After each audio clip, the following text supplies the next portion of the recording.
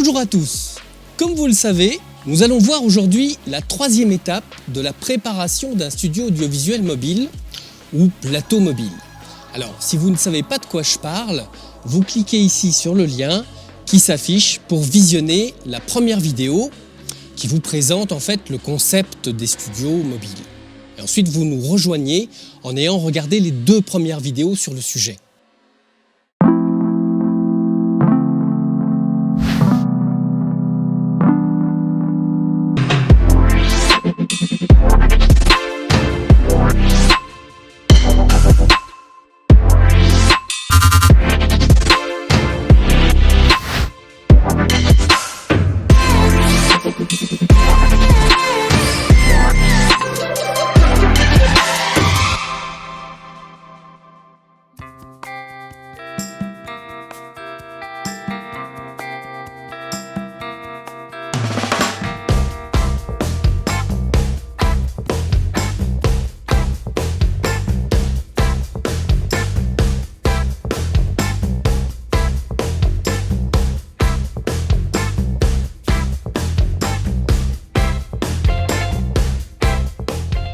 Le portique lumière du plateau est en place, la lumière et le décor aussi.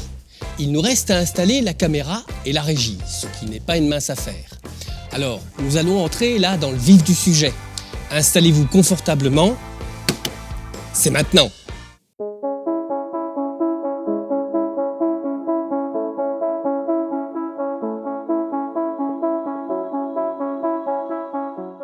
Les caméras, c'est une histoire de choix et puis aussi de budget. Pour ma part, je réfléchis toujours sur le côté polyvalent d'un dispositif face à des choix techniques à faire. À l'époque, j'ai investi dans mon matériel audiovisuel après une visite au salon du Satis à Paris. Et puis la caméra de poing ici, AG HPX 250 de Panasonic, m'est apparue tout de suite comme une solution simple et efficace pour faire à la fois des reportages et de la web TV. Ce matériel d'ailleurs est robuste et me donne entière satisfaction depuis. Et si je compte renouveler mon matériel caméra, je ne suis pas encore certain de mon choix. En attendant ce futur investissement, mes 3 caméras ici et ma bonne vieille caméra JVC GY-HD 200E font formidablement le job. Pour la prise de vue, il y a une règle simple. Une caméra par intervenant, plus une caméra d'ambiance, qui est souvent sur un travelling d'ailleurs. J'ai 2 intervenants, j'ai donc 3 caméras. Pour 3 intervenants, 4 caméras et ainsi de suite. L'idée est de couvrir le mieux possible les interventions et les interactions des personnes présentes sur le plateau.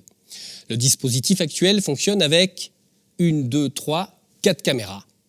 Et il est plus que probable que je fasse évoluer ce dispositif avec vous prochainement. Mais tout est une question de marché.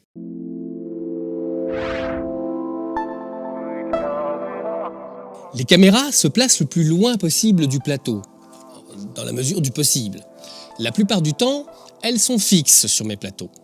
Au besoin, des cadreurs sont engagés pour couvrir un événement un peu plus complexe. La caméra d'ambiance est généralement installée sur un travelling souple.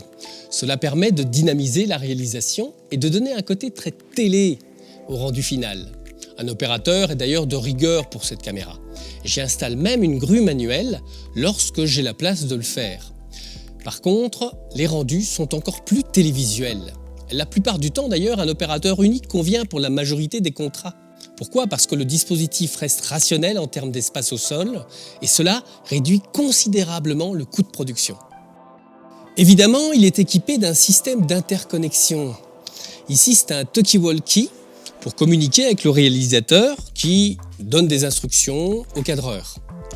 Alors, j'ai opté pour des talkie-walkie tout simplement parce que je veux garder le côté polyvalent sur les différents types de tournage.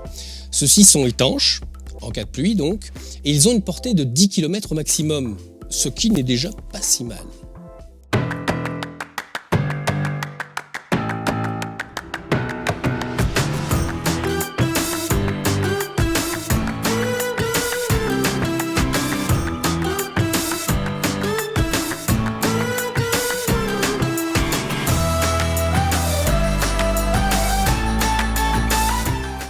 Donc ici, je me suis installé ma petite régie mobile. Les 4 caméras qui sont sur le plateau sont reliées via un câble BNC, comme celui-là, à un mélangeur. C'est un petit modèle AW-HS50. Il est petit, mais il est très robuste et il me permet de brancher mes 4 caméras en entrée. Je peux ainsi visualiser mon écran de contrôle et depuis est sorti sur le marché bien d'autres solutions. Encore une fois, l'achat d'un mélangeur n'est pas anodin et il pourra évoluer avec mon marché. Je louche sur les solutions de type DAC-Magic Design et notamment avec le petit modèle qui est extrêmement mobile avec l'ATEM Mini Pro ISO qui permet donc de synchroniser 4 caméras. C'est du clé en main et c'est d'une mobilité extraordinaire. Ne nous y trompons pas, aujourd'hui il est très facile de réaliser et de diffuser du contenu audiovisuel. En fait, c'est la conjonction de plusieurs savoir-faire, maîtrisés depuis plusieurs années, qui fait de mon équipe des experts dans leur domaine. Il faut savoir que c'est des dizaines de petits détails à travers un process qui fera la différence.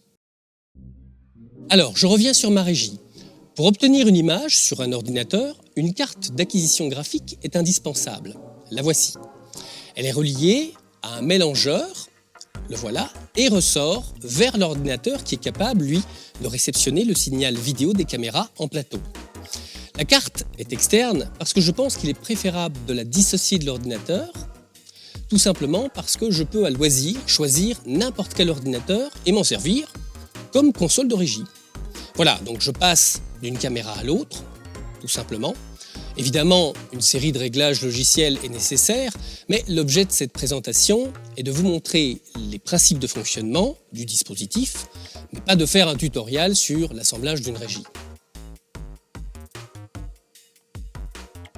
Facile. Alors, je vais à présent brancher à l'ordinateur central la table de mixage pour intégrer de l'audio à mon dispositif. Chaque piste sera équipée d'un micro HF comme celui-ci. Je branche là, voilà. Les intervenants seront, eux, équipés de la partie micro-émetteur, comme j'ai ici, et la table de mixage de la partie récepteur via des limiteurs audio, dont je vous parlerai plus tard. Le tout est relié par un petit câble USB, et voilà, le tour est joué, impeccable. Alors les limiteurs, eux, ce sont des appareils très importants qui permettent de limiter l'amplitude des fréquences pour éviter les saturations audio et les irrégularités de tonalité dans la voix des intervenants, mais aussi d'atténuer ou même faire disparaître des bruits environnants, des résonances, bref, toutes sortes de bruits gênants qui peuvent apparaître sur le plateau. C'est ici le limiteur, le voilà. Ici, je peux brancher 4 micros parce que j'ai 4 fois les réglages de la console. Ici, j'utilise le logiciel Wirecast de la société Telestream qui me permet de rassembler les médias dans un setup très rationnel pour pouvoir diffuser facilement et très professionnellement les lives que nous diffusons. Puis de plus, ce genre de solution logicielle permet une diffusion sur plusieurs réseaux sociaux simultanément. Bon, je ne vous cacherai pas que la régie équipée comme ça, c'est une base. Il y a souvent de nombreuses variantes, en fonction d'ailleurs des exigences techniques et puis des conditions aussi. Mais vous avez là l'essentiel qui garantit un excellent résultat. Un tout grand merci aux personnes qui nous ont permis de faire cette présentation. D'abord, monsieur le maire du village, Jean-Marc Delia, qui nous a permis de tourner au centre du Thiers. Et puis Pauline Lenay, élue à la culture, qui nous a suivis tout de suite et soutenu aussi sur notre aventure. Mais aussi Madame Collomb et son équipe qui constituent le personnel des lieux et qui nous ont accueillis chaleureusement. Et puis enfin Jacques Silvera, régisseur aguerri. Merci Jacques pour tes nombreux conseils et ta bienveillance. Les séminaires enregistrés, qui comprennent un décor scénique, permettent d'avoir plus d'impact à l'écran sans pour autant s'abstenir d'un public réel. Ils allient l'événement en présentiel et l'événement filmé, diffusé en direct avec esthétisme.